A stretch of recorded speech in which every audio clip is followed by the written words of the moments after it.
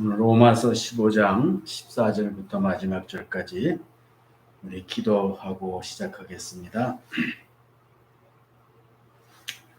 은혜가 풍성하신 아버지 하나님, 하나님의 은혜로 그동안 저희들이 로마서를 다시 한번 1장부터 오늘 15장 마지막까지 볼 수 있게 해주셔서 감사합니다. 하나님의 은혜로 저희들이 평안한 가운데 항상 주의 말씀을 읽을 수 있으며 들을 수 있으며 또 공부할 수 있는 것을 감사합니다.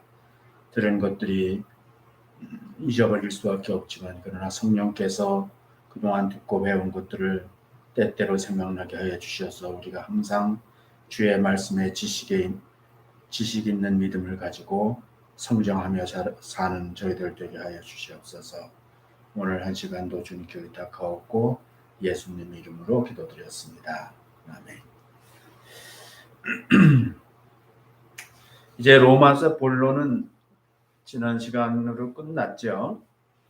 그래서 오늘부터는 이제 16장이 남아 있는데 16장까지는 바울 사도의 끝맺는 말, 이렇게 우리가 처음에 개요할 때 끝맺는 말이다 이렇게 했죠. 그래서 끝맺는 말 가운데도 많은 부분들이 들어가 있습니다. 실제로 이제 읽어보셔서 알겠지만은 바울 사도는 강단에 서서 이 복음의 내용을 강의하는 그러한 태도를 떠나서 이제 강단에서 내려와서 지극히 한 인간으로서, 개인적인 인간으로서의 자기의 마음을 얘기하는, 마음이 있는 것들을 얘기하는 그런 모습을 볼 수가 있습니다. 그리고 이제 16장에 가면은 사람들의 이름이 쭉 나오는데 그 시대에 예수 믿고 바울 사도와 함께 복음 전하는 사람들의 이름들이 쭉 나옵니다. 그들과 동시대에 예수 그리스도를 믿고 또 그 복음을 전하는 그런 그 동역자들로서 끈끈한 관계를 이제 말하고 있는 건데, 오늘 여기 큰 제목으로 결국은 바울 사도는 로마 교회와 한 지체가 되기를 원한다는 것을 우리가 알 수 있어요. 바울 사도는 로마 교회가 그 바울 사도와 함께 그 시대에 복음 전하는 일에 함께 동역해 주기를 바라는 그러한 마음을 가지고 있다는 것을 알 수가 있습니다. 바울은 이제 이방인의 사도죠. 주님께서 그를 부르셔서 이방인의 사도로 세워주신 거죠. 그 사명을 주신 거죠. 직책을 주신 거예요. 그래서 그 이방에 있는 그 실제로 이방인들, 그리고 이방에 흩어져 살고 있는 많은 그 유대인들을 포함해서 이방 지역, 꼭 사람으로서의 이방만이 아니고 이방 지역에 있는 자기 동족들, 그리고 또 이방인들 다 주님께서 그 복음을 전하라고 자기에게 사명을 주셨다는 것을 바울 사도는 인식하고 있었어요. 그랬기 때문에 바울 사도는 어디를 가든지 회당을 찾아가서 유대인들이 회당에 모여 있을 때에 그들에게 먼저 복음을 전하고 예수 그리스도가 메시아다 하는 사실을 이제 얘기하고, 그 다음에 이제 유대교에 입교한 이방인들, 그 사람들에게도 또 복음을 전하고, 그리고 더 나아가서 믿지 않는 유대인들이 바울 사도를 배척하게 되면은 바울은 나가서 순전한 이방인들에게도 복음을 전하는 그런 모습을 보여주고 있습니다. 그래서 바울 사도는 이방인의 사도로서 이방 지역에 있는 유대인들도 바울 사도는 복음을 전하는 대상으로 삼았고, 또 그렇게 함으로 말미암아 자연스럽게 이방인에게도 복음 전할 수 있는 길을 얻게 되었고, 많은 이방 지역을 다니면서 동족들이 있기 때문에 그 동족들에 의해서 이제 핍박도 많이 받지만은 보호도 받고 말씀 전할 기회도 얻고 이런 것들을 볼 수가 있습니다. 그래서 오늘은 이제 14절부터 바울 사도는 로마 교회에 대하여 자신의 얘기를 하고 있습니다. 자신의 얘기를 하고 있는데 먼저 14절부터 몇 절 읽고 19절까지 읽고 말씀을 나누고 이런 식으로 가겠습니다. 여러분들도 성경을 읽을 수 있으면 같이 있는 곳에서 읽어주시기 바라요. 14절 읽겠습니다. 내 형제들아 너희가 스스로 선함이 가득하고 모든 지식에 차서 능히 서로 권하는 자임을 나도 확신하노라.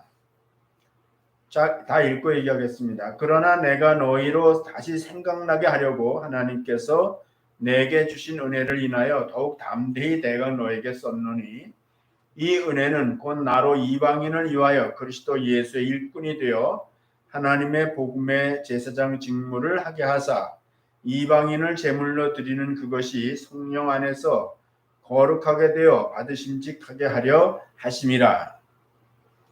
그러므로 내가 그리스도 예수 안에서 하나님의 일에 대하여 자랑하는 것이 있거니와 그리스도께서 이방인들을 순종케 하기 위하여 나로 말미암아 말과 일이며 표적과 기사의 능력이며 성령의 능력으로 역사하신 것 외에는 내가 감히 말하지 아니하노라. 이 일을 인하여 내가 예루살렘으로부터 두루 행하여 일루리곤까지 그리스도의 복음을 편만하게 전하였노라. 그 로마서 서론에서 바울 사도는 자기 자신을 이제 그리스도의 종이다 이렇게 소개를 했고 끝맺는 말에서 다시 한번 자기는 예수 그리스도께서 자기를 부르셔서 이방인의 사도로 부르셨다 하는 사실을 얘기하고 그 이방인의 사도로 부름을 받아서 내가 그동안 그 모든 이방 지역에 당시에 그 시대에 이제 그 이스라엘을 기점으로 해서 주변에 있는 모든 이방 지역에 복음을 전했다 하는 내용을 이제 얘기하면서 그 복음을 전할 때 성령의 능력으로 성령의 역사로 전하게 되었고 많은 거기에 능력과 기적과 표적과 기사가 일어나게 되었다 이렇게 이제 그 소개를 하고 있는 거예요. 그러니까는 1장에서는 자기가 그리스도의 종이라고 이제 소개를 했고 여기에서는 끝맺는 말에서는 그래서 자기가 그리스도의 종으로서 이방인의 사도로서 어떻게 복음을 전했다 하는 거를 이제 로마 교회에다가 얘기해 주는 거예요. 자기가 이방인의 사도라는 그 분명한 자기 존재가 자기가 어떤 존재라는 것을 이방 그 로마 교회가 이해하기를 바라는 거예요. 이해하기를 자기를 이제 받아줘야 되는데 로마 교회가 바울 사도를 받아주어서 같이 이제 그 지체가 되기를 원하는데 로마 교회에 그러기 때문에 자기 자신을 이렇게 알리는 일을 열심히 지금 하고 있다 이렇게 볼 수가 있는 겁니다. 그런데 이제 사실 하나 된다는 것이 뭐 그렇게 쉽지는 않죠. 사람이 감정적으로도 이제 그 연합이 돼야 되는데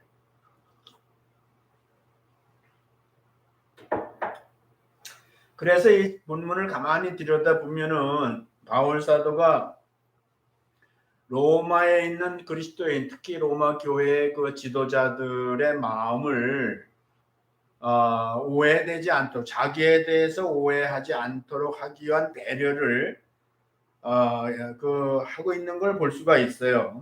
그래서 너희가 다 지식이 충만해서 서로 구원하는 사람들이라는 것을 안다 그랬습니다. 지식이 차서 능히 서로 권하는 자임을 나도 확신하노라 이렇게 이제 그 첫 절에서 우리가 읽은 그 14절에서 썼는데 그 말은 무슨 얘기냐면 로마에 있는 그 이건 이제 그 주로 편지를 쓸 때는 뭐 로마 지역에 있는 사람들을 다 대상으로 쓸 수도 있지만은 거기 지도자들에게 쓰죠. 지도자들에게.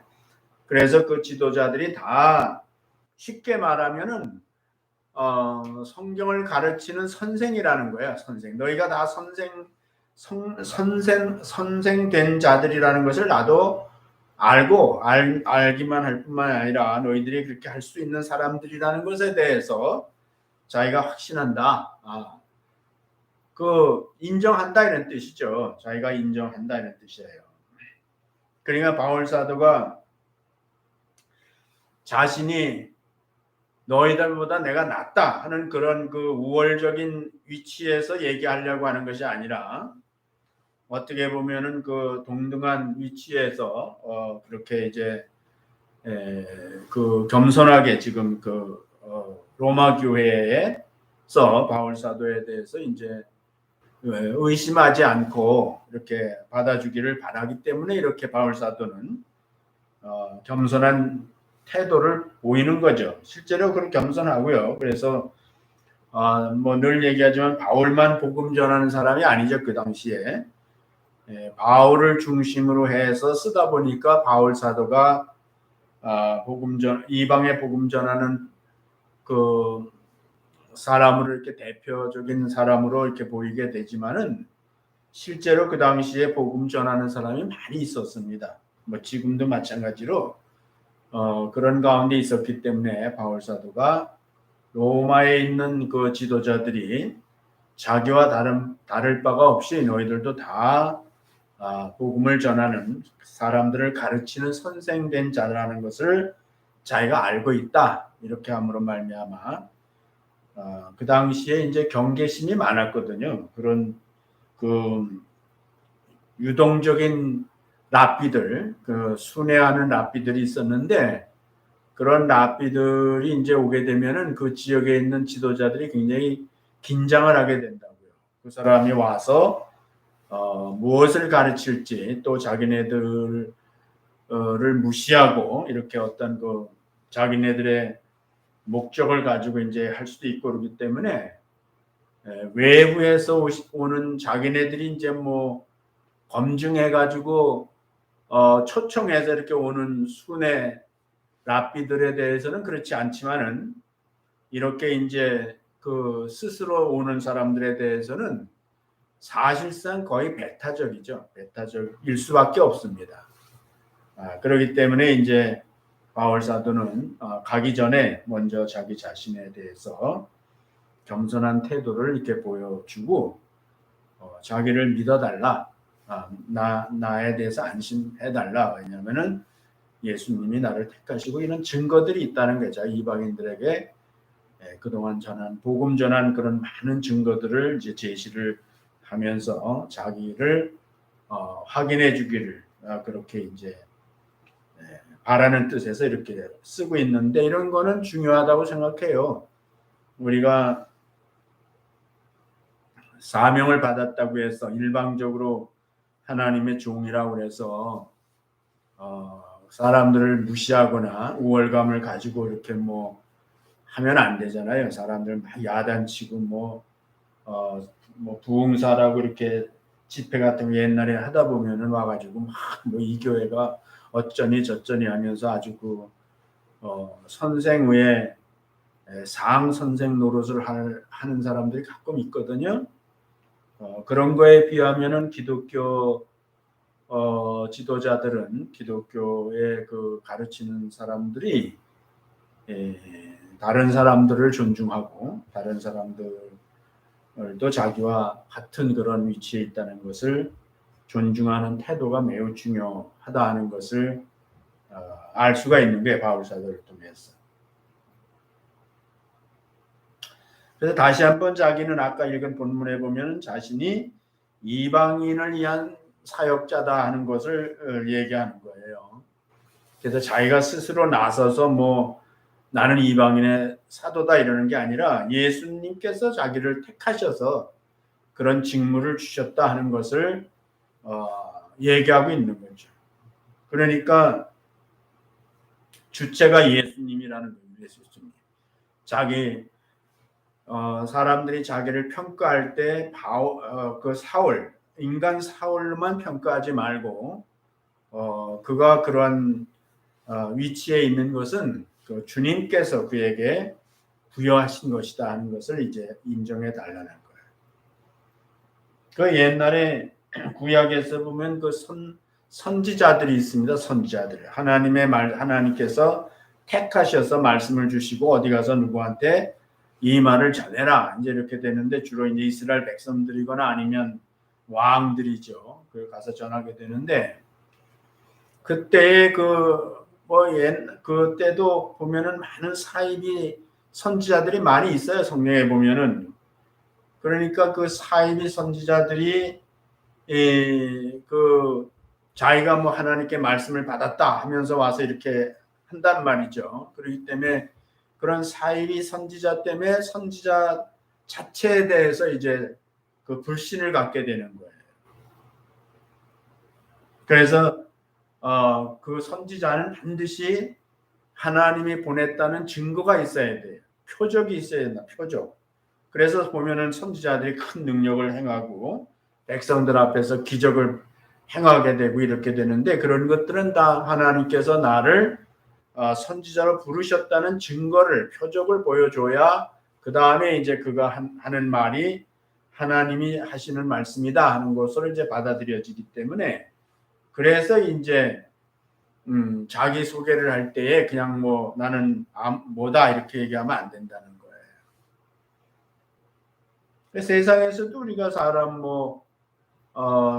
이력서가 있고요. 그 사람의 뭐 스펙이 있고 그러잖아요. 그런 걸 다 보고 그 다음에 또 추천을 받잖아요. 그 사람을 가장 가까이서 아는 전직에 있던 지역 거기에서 믿을 만한 분들이 추천서를 써주고 또 추천서를 받아가지고 그래야지 이제 사람들이 이 사람은 우리가 믿어도 되겠구나 이렇게 해서 이제 사람을 받아들여지게 되는 거예요. 이게 어려운 얘기가 아니라고요. 지금 바울 사도가 로마 교회의 좋은 뜻으로 받아들여지게 하기 위해서 자기가 사이비가 아니라는 사실을 이렇게 이제 스스로 이제 증명을 하는데 그 증명하는 내용이 사람들의 이름도 나오고 이제 뭐 지역도 나오고 그러기 때문에 그것이 이제 확인만 하면 되죠. 로마 교회에서 이 사람이 진짜 그렇게 했냐?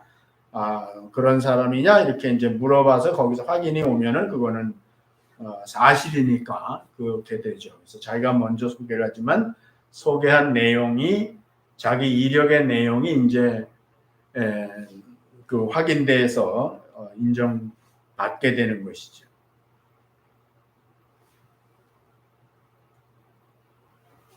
그래서 이제 이방 가운데서 하나님이 자기를 통해서 성령께서 어떻게 역사하셨다 하는 사실을 이제 18절에서 절절히 얘기하는 거예요. 절절히 얘기하는 겁니다.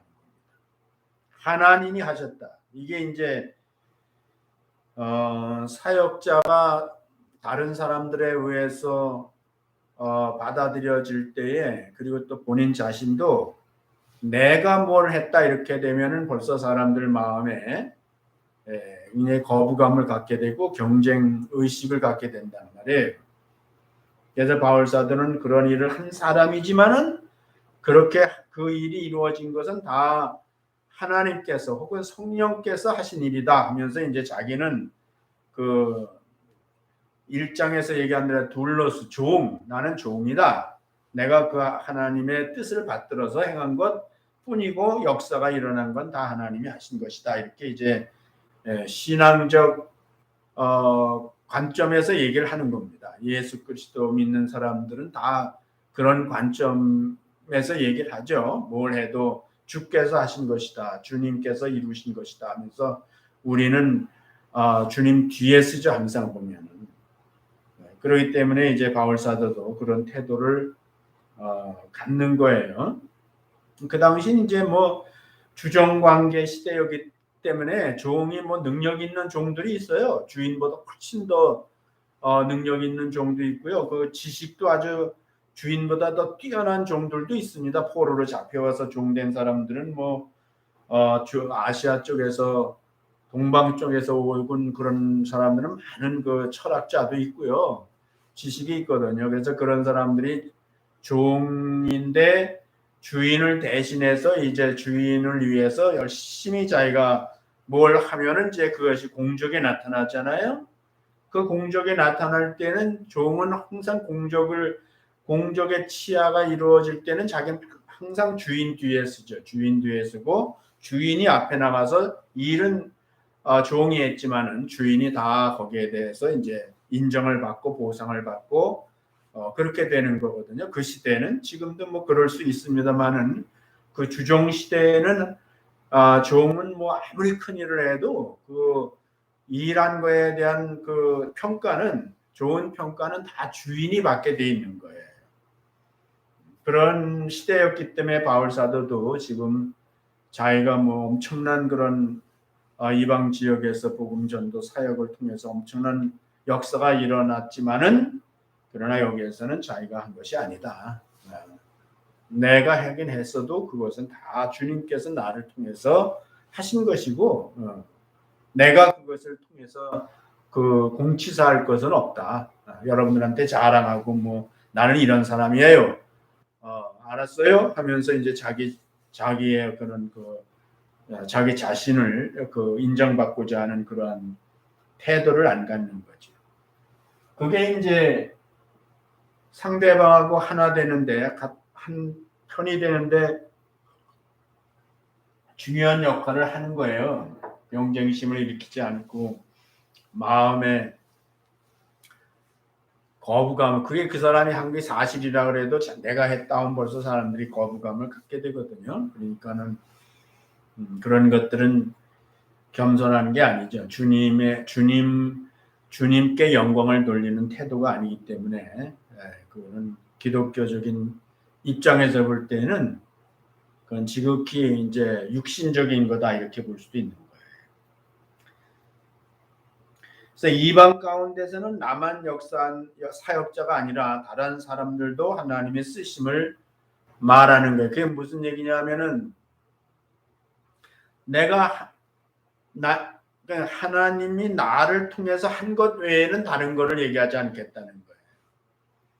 그러니까 뭐 이방 지역에 복음 전파된 그 많은 복음 전파된 것이 다 나로 말미암아 마치 나로 말미암아 된 것 같이 그 치부하지 않는다는 거죠. 남의 공적을 가로채거나 아니면 자기가 그런 것들을 다 뭐 자기가 한 것 같이 그렇게 취급하지 인정받고자 하는 그런 태도가 아니라는 거예요. 그래서 다른 사람들도 하나님이 다 쓰시고 나를 통해서는 이렇게 하셨다 하는 거를 이제 구별해서 얘기를 하고 있는 거예요. 우리가 아까 읽은 본문에 보면 그런 내용이 있습니다. 그래서 그런 건 참 중요한 것 같아요. 우리가 주님의 그 종으로서 사역을 할 때에는 그게 뭐 바울 같은 위대한 역사적인 선교사든 아니면 우리가 뭐 조그만 공동체 안에서 뭐 여러분들이 다 직책을 맡아서 뭐 운영위원으로서 뭐 각 부서의 직책을 맡아서 하든 사실 그거는 똑같은 거예요. 똑같은 겁니다. 그래서 우리가 이 바울 사도에게 배워야 될 건 이 바울 사도가 로마 교회와 하나 되고 싶은 마음으로 어떻게 해서든지 하나가 되는 것이 중요하기 때문에 자기가 그 사람들한테 뭐 우월감을 갖거나 더 나은 존재다 하는 그런 굴림의 자세로서 하지 아니하고 이렇게 자기 자신을 완전히 내려놓고 겸손하게 주님만 앞세우는 그런 태도를 보이는 것은 이게 이제 결국은 성숙한 그리스도인이죠. 성숙한 그리스도인이고 성숙한 사역자다 이렇게 볼 수가 있는 것입니다. 그리고 그게 이제 열매예요. 열매. 늘 얘기하지만은 바울이 뭘 얼마나 많이 했느냐가 중요한 게 아니라 바울 자신이 하나님 앞에서 어떤 사람이냐가 중요한 거란 말이에요. 그 사람이 완성되는 것, 예수 그리스도의 형상으로 닮아서 이루어지는 것이 그게 이제 열매, 예수님은 첫 열매고 그 다음에 우리가 그리스도와 같은 그런 사람으로 성령의 역사로 변화해 가는 것, 그것이 바로 우리도 열매가 될 수 있는 겁니다.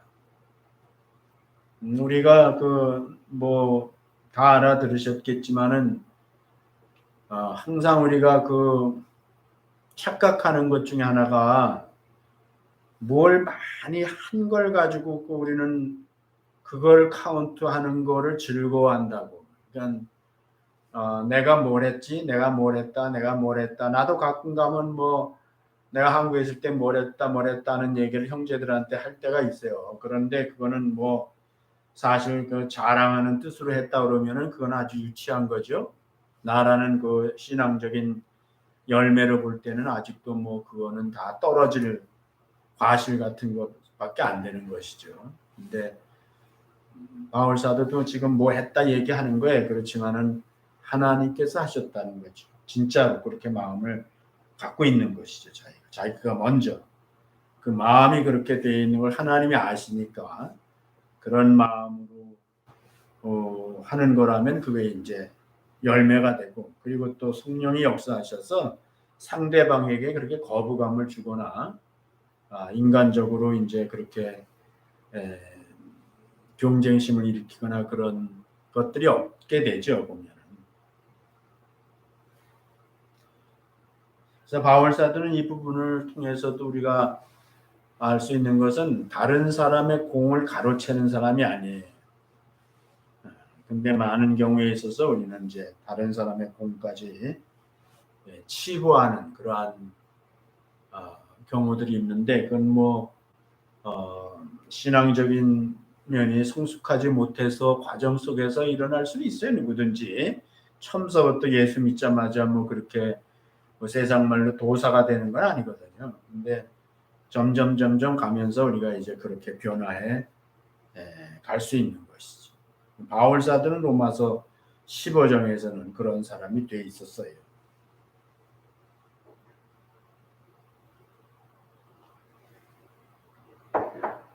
20절 읽겠습니다. 21절까지. 또 내가 그리스도의 이름을 부르는 곳에는 복음을 전하지 않기로 힘썼노니 이는 남의 터 위에 건축하지 아니하려 함이라.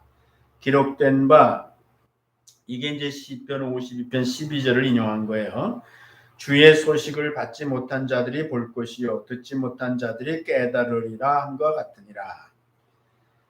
사실 이것도 앞에서 말한 것하고 비슷한 거예요. 그렇지만 보통 기독교 그 사역 윤리라고 그러거든요. 이걸 기독교 사역 윤리, 복음을 전하는 사람들의 윤리란 말이에요. 윤리. 그것이 뭐냐면은 이미 누가 가서 복음을 전했는데 내가 거기 가서 또 복음을 전하는 그러한 그 이중적 사역을 하는 것이 이제 사실은 윤리적으로 문제가 있을 수 있는 거예요.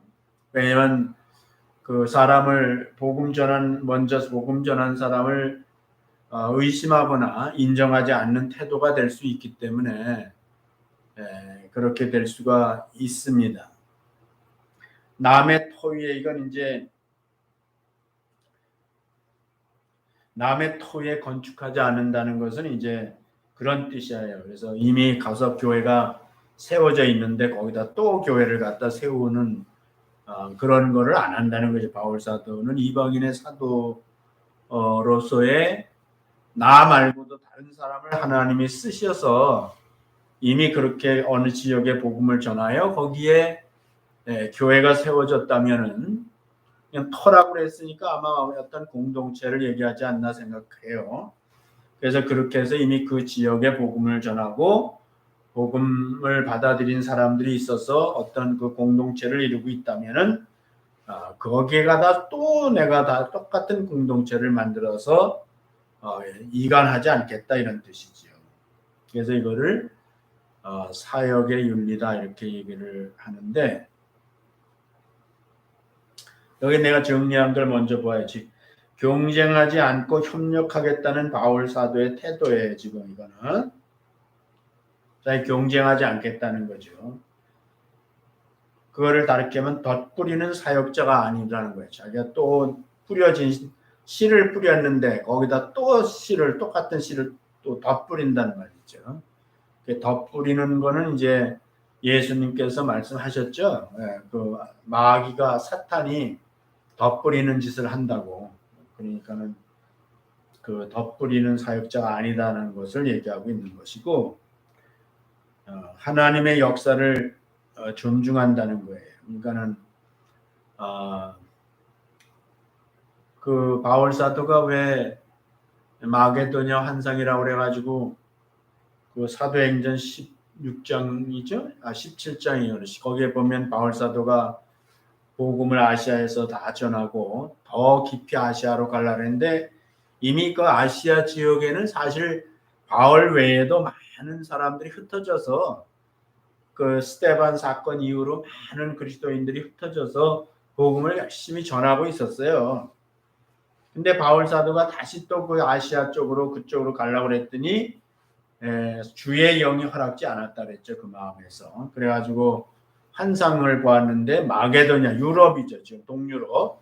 그 동유럽 사람이 나타나가지고 우리를 도와달라. 그러니까 이제 바울 사도가 이것이 하나님께서 저들에게 가서 복음 전하라는 줄로 알고 그가 이제 많은 유대 그리스도인들이 익숙하고 그 아시아 문화권 그 조상 때부터 그 뭐 아람 지역에 지금 터키죠. 그런 지역에 많은 유대인들이 가 있었단 말이죠.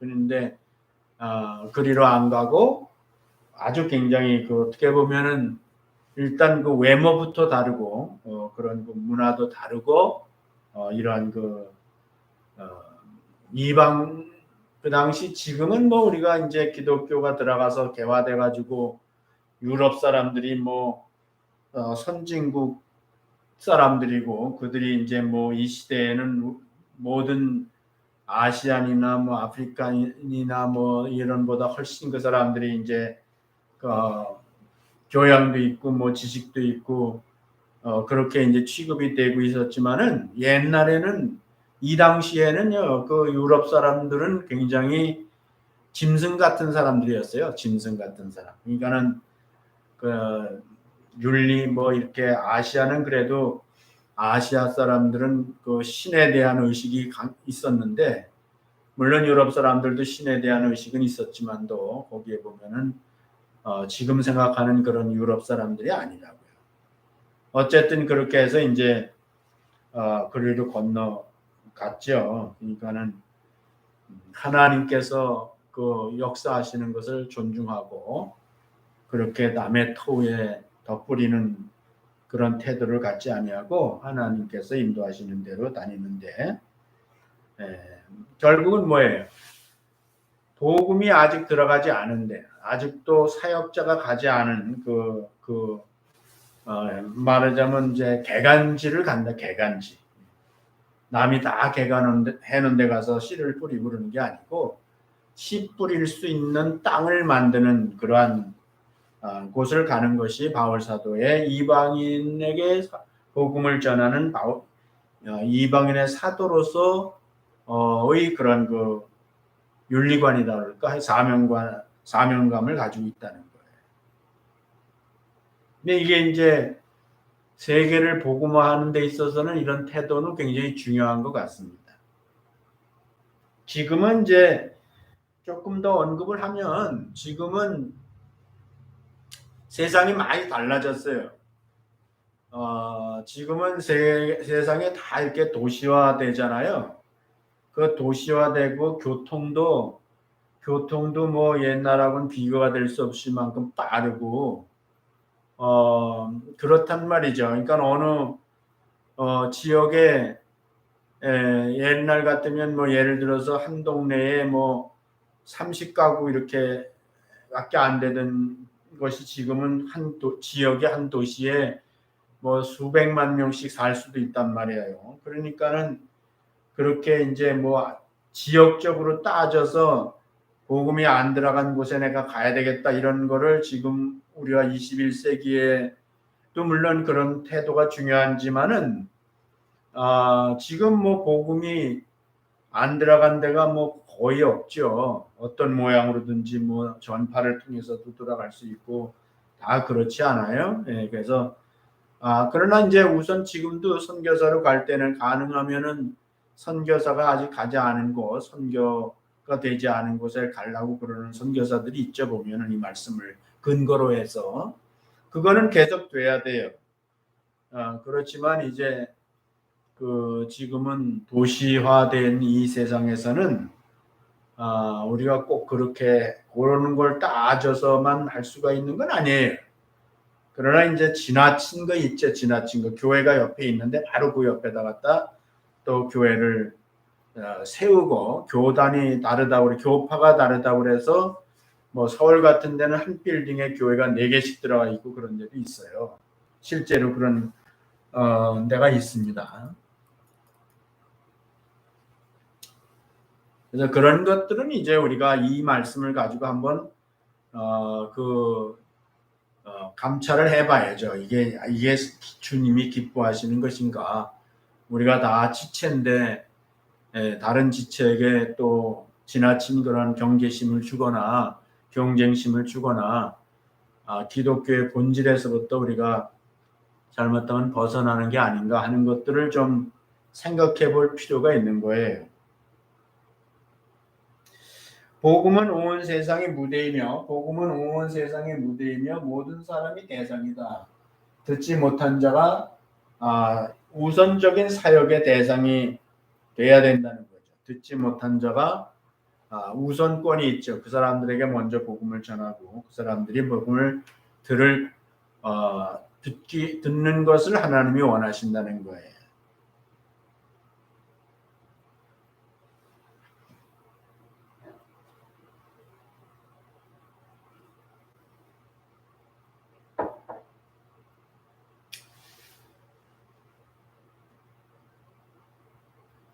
우리가 며칠 전에 태국에서도 우리 지도자 학교를 자체적으로 했는데 이번에 이제 내년 같으면 1단계, 2단계, 3단계, 4단계, 5단계 이렇게 다 오는데 이번에는 1단계만 한 거거든요. 1단계만. 그렇기 때문에 1단계를 왜 그러면 하냐 하면은 이 말씀이에요. 복음을 듣지 못한 자들에게, 구원에 대한 확신을 갖지 못한 자들에게 우리가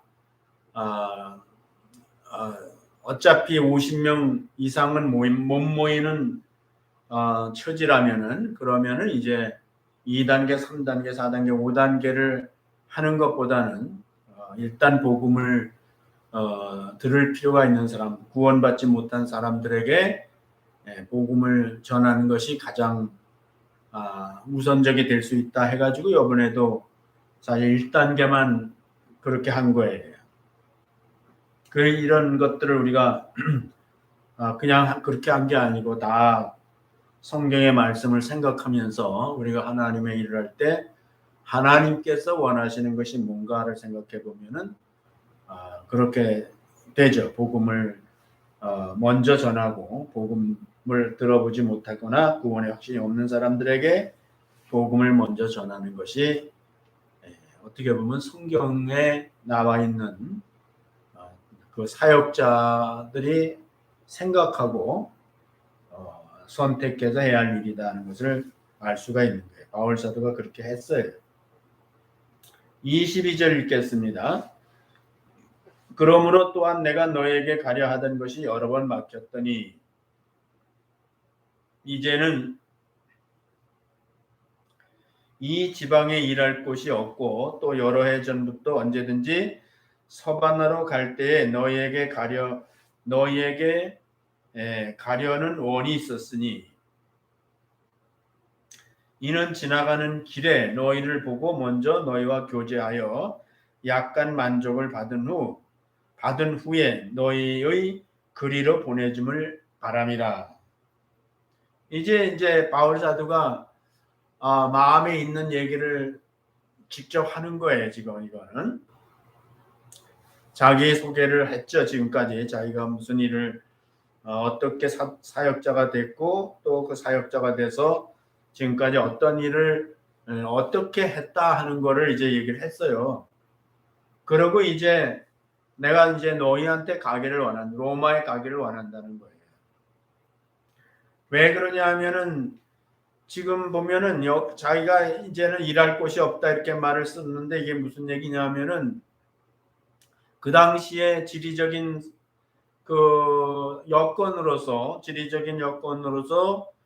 자기가 복음을 전할 수 있는 것은 다 전했다 이런 얘기가 되는 거예요. 여기서 조심해야 될 거는 뭐 모든 사람에게 다 복음 전했다는 얘기가 아니에요.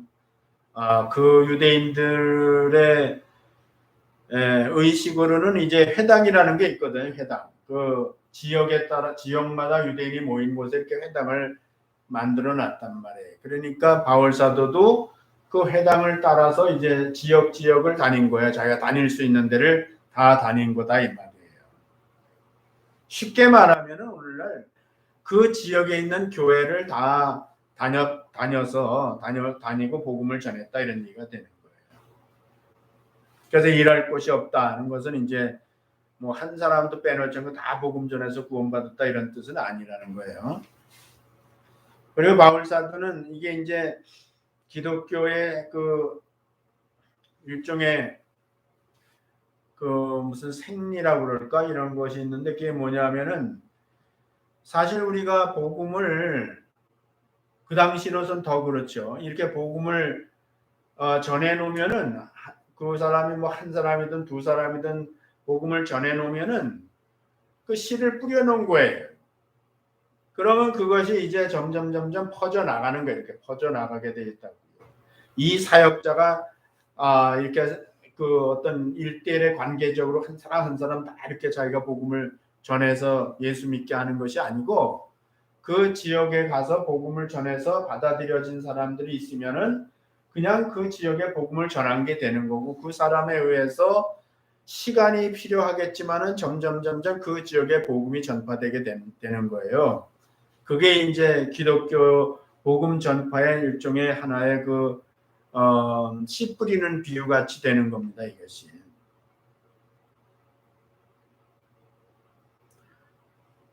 뭐 우리가 태국 얘기 자꾸 하게 돼서 안 됐는데 마찬가지잖아요. 가서 우리가 열심히 이렇게 복음을 전하고 씨를 뿌려놨더니 그것이 그 안에서 점점 우리도 모르는 사이에 이렇게 자기들끼리 복음을 전하고 해서 우리가 생각지도 못한 지역까지 복음이 전파된단 말이죠. 지금도 그런 일들이 일어나고 있는 것이죠. 그래서 바울 사도는 이제 그런 식으로 씨를 뿌려놨다는 거예요, 다. 그리고 이제 이방인의 사도로서 자기가 지역적으로 가야 할 곳이 서바나, 스페인입니다. 지금 스페인. 그 당시는 세계 끝이 그 서바나라고 생각했거든요. 대서양을 만나는 그 서바나가 세상 끝이라고 생각했으니까 바울 사도가 주님의 말씀에 순종하여 땅 끝까지 이르러 복음 전한다는 그런 주님의 계명 명령이 있잖아요. 그래가지고 바울 사도도 아마 그 서바나 그 땅 끝까지 이방인의 사도로서 갈 책임이 있다, 의무가 있다 이렇게 생각을 자연스럽게 할 수 있지요.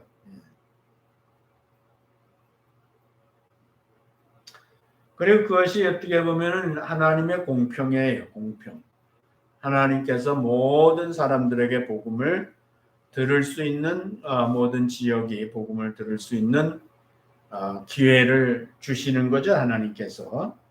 그러니까 바울 사도는 그런 하나님의 마음을 읽고 사실은 서바나의 뭐 자기가 개인적인 비전이다 뭐 이런 게 아니고 기본적인 하나님의 뜻에 순종하여서 땅 끝까지 이방인의 사도로서 가는 것은 당연한 어떻게 보면은 의무일 수도 있는 거죠. 그래서 지금 로마에 편지하면서 사실은 내가 그 목적지로 삼고 있는 데는 서바나인데 가는 길에 그 이제 로마를 통해서 가야 되잖아요. 그러니까 가는 길에 내가 너희한테 들르고 싶다. 너희한테 가서 너희들과 함께 기쁘게 교제하고 싶다. 기쁘게 교제하고 또 너희들이 나와 함께 동역자가 돼서 한 마음 한 뜻을 가지고 서바나 복음 전하는 건 내 개인적인 비전으로 생각으로 끝나지 않고 너희도 같이 그 서바나까지 복음 전하는 일에 나와 함께 동역을 했으면 좋겠다. 지체가 되어서 했으면 좋겠다. 그런 뜻이죠, 이것이 보면. 보내줌을 받기를 원한다 이렇게 얘기했으니까 바울 사도가 안디옥 교회에서 파송받아서 아시아 지역에 동유럽 지역에 복음을 전한 것 같이 이제는 서유럽에도 로마를 전진 기지로 해서 안디옥 교회 같이 로마 교회가 자기를 그렇게 보내주기를 바란다는 그런 선교 효과적인 선교의 어떤 정책적인 원리를 사용하고 있는 거예요. 이게 이제 뭐 전쟁을 할 때에도 이 보급품 전쟁에 필요한 보급품이 전달돼야 되는데 대부분 전쟁이 실패하는 원인 중에 하나가 뭐냐면은 보급품이 아직 전달될 수 있는 기반이 만들어지지 않은 상태에서 군인들이 너무 빨리 적진을 향해서 가다 보면은 나중에 보급품이 끊어져서 실탄도 끊어지고 뭐 음식도 끊어지고 그렇게 되면은 전방에 너무 멀리 가 있는 군인들이 이제 패하게 되는 그런 일들이 많이 있잖아요. 그래서 이것이 영적 전쟁으로 생각하면은 바울 사도가 이제 저 서바나까지 전쟁터로 가는데 너희가 이제 제일 그래도 가까운 로마 교회가 그런 전진 기지가 돼 주기를 바란다는 뜻이죠. 그런 겁니다. 그래서 하나님이 함께 하신다 하더라도 우리가 이런 기본적인 전략, 원칙 이런 것들을 무시할 수 없어요. 그래서 보면은 뜻은 좋은데 사람들이 열정과 뜻은 좋은데 그런 것들에 대해서 너무 그냥 그건 이제 믿음이 아니거든요. 믿음이 아니고 일종의 그건 하나님을 시험하는 거거든요. 그래가지고 이제 보면은 그런 거 상관하지 않고 뭐 그냥 선교지로 뛰어드는 사람도 있고 그런 경우들이 있단 말이에요. 그런데 대부분 보면은 그 결과가 믿음이 아니었죠. 그건 믿음이 아니라 혹이거나 아니면은 사실 하나님을 오해해서 믿음을 오해해서 하나님을 시험하는 꼴이 되는 경우들도 많이 있습니다. 지금도 그런 경우들이 있어요. 그래서 이런 걸 잘 배우면 좋아요. 바울 사도만큼 하나님의 부르심을 받고 하나님께서 바울을 책임지시는데 뭐 로마 교회 무시하고 패스하고 그냥 서바나로 가면 되지 무슨 꼭 로마 교회가 보내줌을 받고 여기 보내줌을 받는다는 거는 이제 서포트를 얘기하는 거예요. 그러니까는 인간적으로 뭐 그런 걸 염려해가지고 뭐 그렇게까지 하나 할 수도 있잖아요 보면. 근데 그런 게 아니라는 거죠. 바울 사도가. 그러니까 그랬다면은 뭐 우리가 바울보다 더 뛰어난 그런 사람들이라면 몰라도 그렇지 않으면은 바울도 그랬으니까 우리도 그런 거를 무시하면 안 된다는 거예요.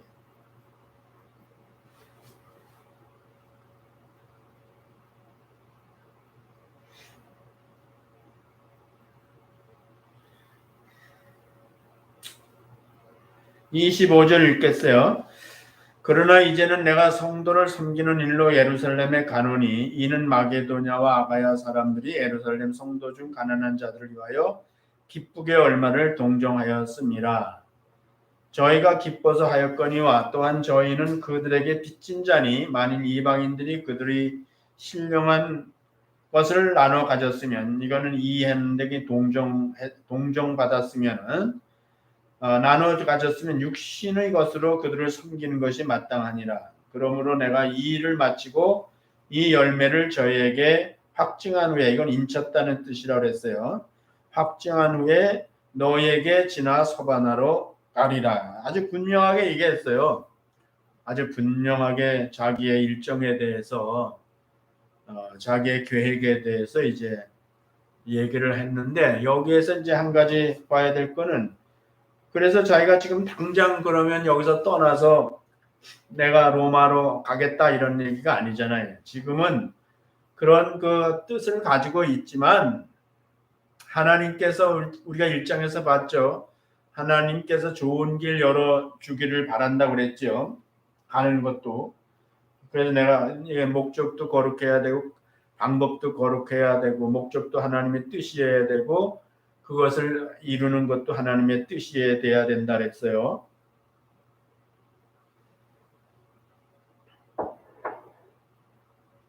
많은 경우에 하나님의 뜻이라고 하고 그 뜻을 이루는 데 있어서는 방법은 수단과 방법을 다 가리지 않고 하면은 그건 공산주의가 되는 거예요. 공산주의는 뜻은 좋아요. 그런데 그것을 이루는 방법이 옳지 않은 거예요. 그러니까 우리 예수 믿는 사람들이 그거 굉장히 중요하게 생각해야 됩니다. 그래서 바울 사도는 지금 얘기하는 거예요. 가긴 가는데 지금은 하나님의 뜻이 뭐냐 하면은 이 헌금 그 마게도냐 사람들 아가야 사람들이 예루살렘에 있는 예수 믿는 형제 자매들 중에 아주 가난한 사람들이 있어요. 예루살렘은 가난한 사람들이 있어요. 물론 다 가난해요. 그렇지만은 예루살렘은 내가 몇 번 얘기했을 거요. 거기는 생산 도시가 아니라고. 농사를 짓거나 뭐 그 목축을 하거나 그런 도시가 아니에요. 예루살렘은 종교 도시잖아요. 거기는 종교 도시. 그래서 예루살렘에 사는 사람들은 다 외부에서 지원을 받아야 살아요. 그러니까 유대인들이 흩어져 살면서 각 나라에 살면서 거기에 이제 성전에서 기도해야 되기 때문에 자기네들을 위해서 중보자로 거기 가서 기도하는 사람들을 보내요. 그러면 그 사람들을 그 살게 하기 위해서 헌금을 보낸다고. 헌금을. 그러니까 유대인들 얘기하는 거예요. 지금 유대인들. 근데 예수 믿던 그리스도인들도 그 얘기를 하고 있는 거예요. 지금 예루살렘에 있는 예수 믿은 그리스도인들이 있는데 그들이 예루살렘 형편상 다 어렵게 살고 있다 이거예요. 외부에서 지원을 안 해주면은 먹고 사는 것도 못한단 말이에요. 그렇기 때문에 이제 예루살렘의 가난한 자들을 동정하기 위해서 내가 복음을 전한 교회에서 사랑으로 헌금을 했다. 그래서 이걸 가지고 내가 예루살렘을 먼저 가서 이걸 전달해 준 다음에 그 다음에 내가 너희한테 가겠다. 이런 얘기를 하고 있는 거예요.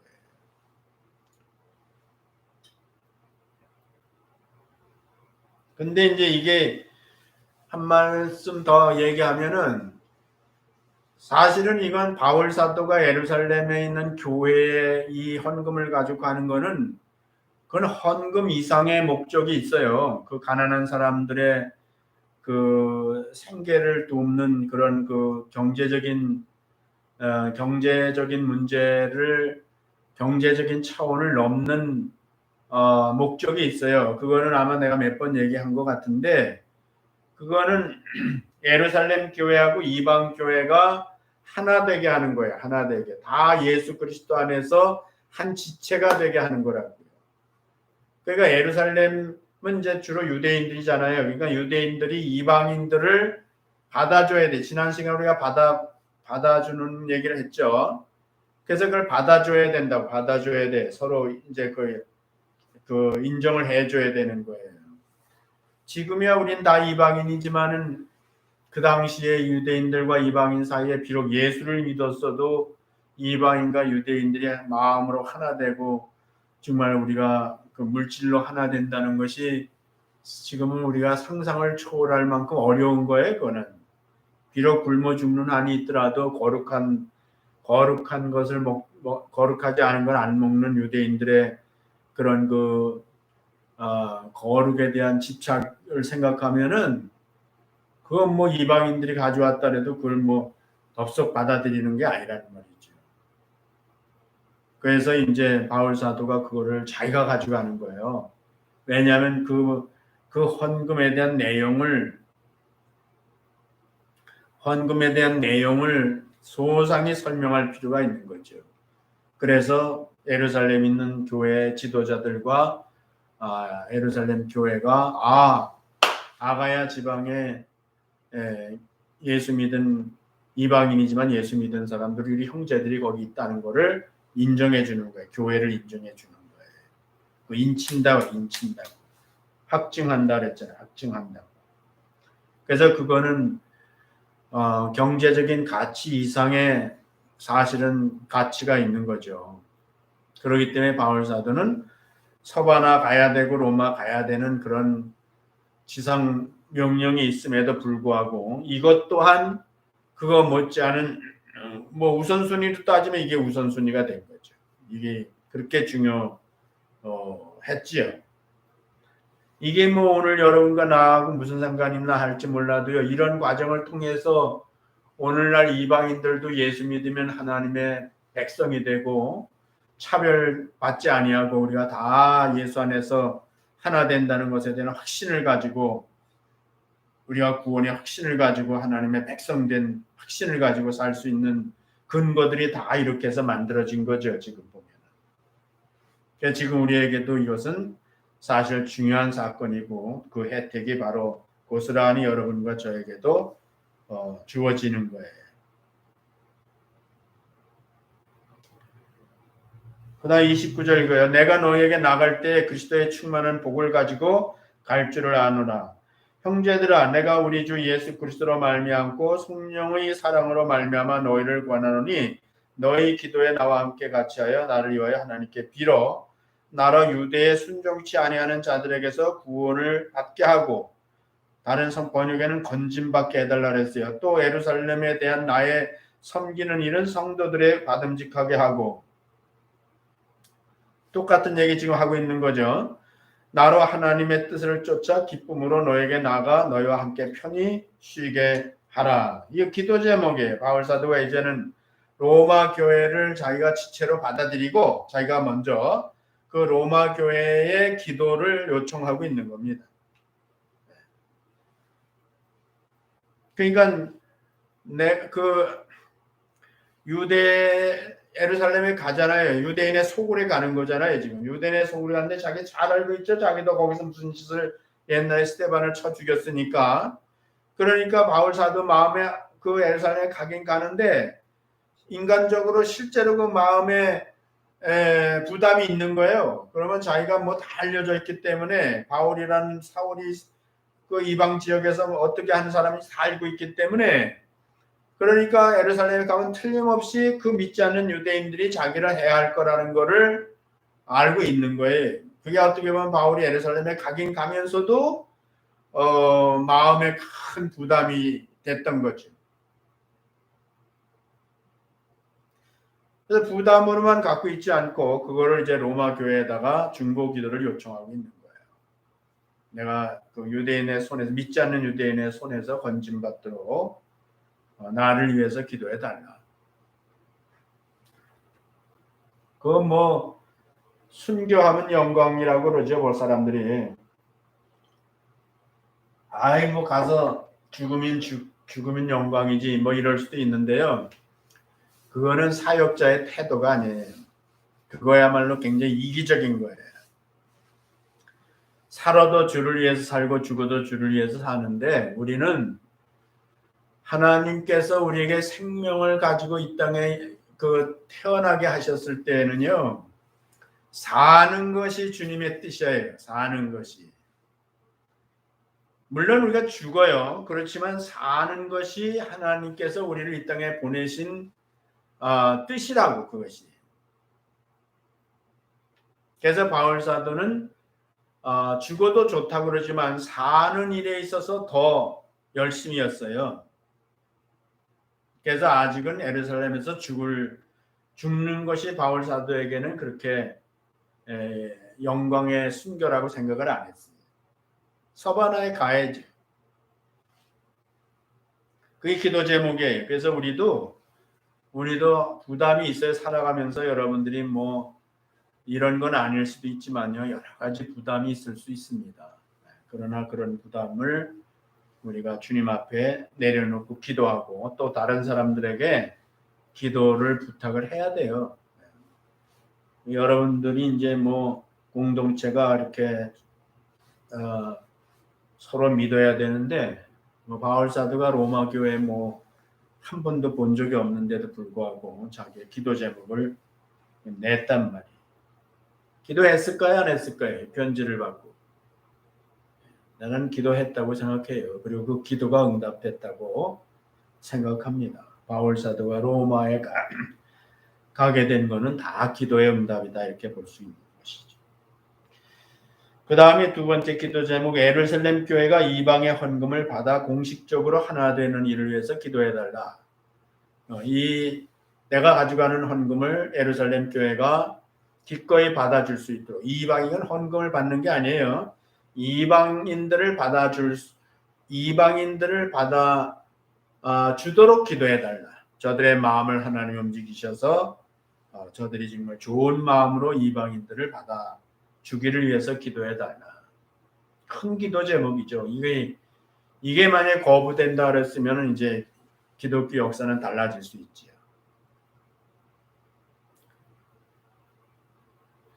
그 다음에 하나님의 뜻을 따라 너에게 가서 아까 말했던 내가 기쁨의 교제가 되기를 바란다. 너희하고 기쁘게 교제하기를 바란다. 이거 기쁘게라는 말을 집어넣은 거는 뭐냐면은 이게 교제를 해도요. 교제를 해도 마음을 다 내려놓고 의심하지 않고 정말 아주 투명하게 우리가 이렇게 교제할 수 있어. 교제가 있어요. 근데 교제하지만 항상 방문을 잠가놓고 하듯이 방문을 잠가놓고 이렇게 바깥에 나와서 교제할 수 있잖아. 이렇게 보면은 그런 식의 교제는 사실은 그거는 참 슬픈 교제죠. 그래서 바울 사도는 기쁜 교제를 하고 싶다는 거예요. 우리가 서로 의심하지 말고 이제 우리가 모든 얘기를 같이 해도 거기에 조금 더 우리가 의심할 필요가 없는 그런 교제가 되고 싶다는 거죠. 그런 교제를 하고 싶다는 거예요. 어디하고? 로마 교회하고. 생면부지 한 번도 얼굴을 본 사람들이 아닐 수도 있지, 이 사람들이. 근데 이게 되죠. 나중에 우리가 사도행전 공부했잖아요. 여기 보면은 바울이 갔을 때 그 3강까지 저자 3강까지 사람들이 마중 나오고 셋집에서 그 2년 동안이나 가르칠 수 있는 그런 모든 여건이 만들어지고 그거 다 로마 교회가 서포트한 거죠. 그래서 이 기도 제목이 이렇게 응답이 되는 거예요. 그 다음에 편히 쉬게 되기를 바란다. 편히 쉬게. 너희한테 가서 내가 편히 좀 쉬게 되기를 바란다. 쉼이 나한테 필요하다. 근데 그 쉼이 편한 쉼이 됐으면 좋겠다. 너희 가운데 있을 때 충전 받기를 원한다는 거죠. 그리고 쉰다는 말은 바울이 거기 가서 해집고 다니지 않겠다는 거예요. 거기 가서 사명을 받았다 그래가지고 거기서 그냥 지도자들을 자기가 더 뛰어난 지도자 같이 이렇게 매일 집회를 하고 매일 집회를 해가지고 그렇게 하지 않겠다는 거예요. 그래서 어떻게 보면 두 가지죠. 자기도 진짜 편안한 쉼이 필요하고 충전이 필요하고 그 다음에 로마에 있는 지도자들이 필요 이상으로 자기를 경계하지 마라. 내가 너한테 가는 것은 뭘 가르치려고 가는 것보다는 쉬러 가는 것이다. 물론 바울 사도는 내가 신령한 것을 너에게 나눠주기를 원한다 그랬고 여기도 너한테 복을 가져간다 이렇게 얘기를 했어요. 그건 복음을 얘기하는 거예요. 그렇게 해서 바울 사도는 이제 로마 교회와 하나 돼서 같이 동역을 하기를 바라고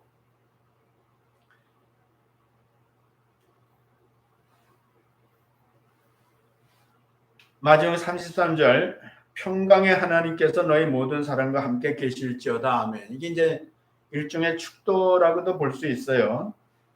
평강의 하나님이 너희 모든 사람에게 계실지어다. 바울 자신은 로마 교회 지도자들과 동일 선상에 두었지만 축도를 통해서 자신의 권위를 사실 보여주고 있는 거예요.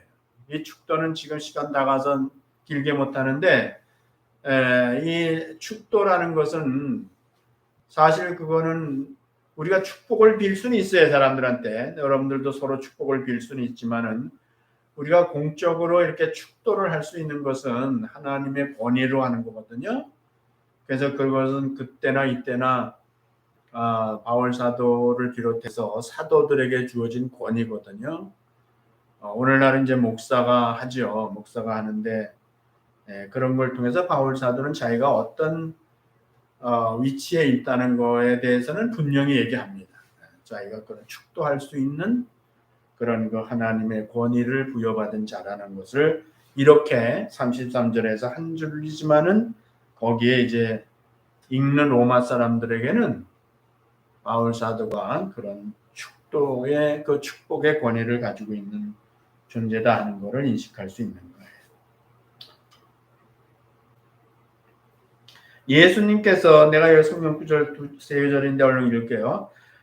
누가복음 24장 36절 이 말을 할 때 예수께서 친히 가운데 서서 가라사대 너에게 평강이 있을지어다 하시니 요한복음 20장 26절 여드레를 지나서 제자들이 다시 집안에 있을 때에 도마도 함께 있고 문들이 닫혔는데 예수께서 우선 가운데 서서 가라사대 너에게 평강이 있을지어다. 마태복음 28장 20절 내가 너에게 분부한 모든 것을 가르쳐 지키게 하라. 볼지어다 내가 세상 끝날까지 너희와 항상 함께 있으리라 하시니라 그랬잖아요. 그러니까 바울 사도는 여기서 평강의 하나님이 너희와 함께 있을지어다 이렇게 얘기했기 때문에 지금 여기 예수님의 평강을 빌으셨어요. 평강을 선포하셨어요. 그리고 내가 세상 끝날까지 너희와 함께 하겠다 하는 거를 말씀하셨어요. 근데 바울 사도는 이 두 개를 다 요 짤막한 33절 9절에 다 집어넣은 거예요. 평강의 하나님이 항상 너희와 함께 하실지어다 이렇게 했기 때문에 이거는 예수님의 권위를 가지고 자기가 로마 교회의 마지막 그 축복을 한 거죠. 기도하겠습니다.